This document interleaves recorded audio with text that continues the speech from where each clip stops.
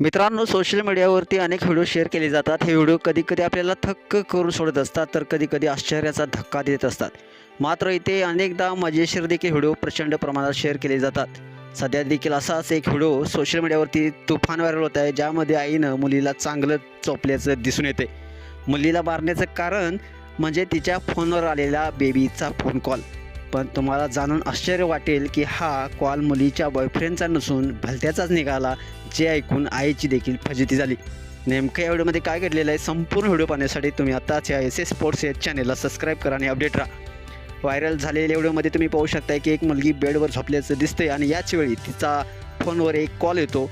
यावेळी मुलीची आई तिथेच उपस्थित असते, ज्यामुळे फोनवर आलेला कॉल आई कुणाचा आहे पाहण्यासाठी जाते आणि यात तिला बेबी हे नाव दिसतं.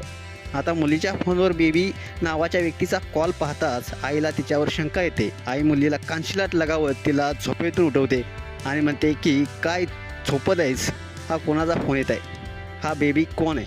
मुलगी यावर हा तुझा फोन आहे असं उत्तर देते. ज्यानंतर आईच्या लक्षात येतं की हा तर बेबी आत्याचा फोन आहे. इथं तरी बेबी बुआ का फोन आ रहा है। गुरक्या नीचे बैठो तो जाके गुरिया मेरे को।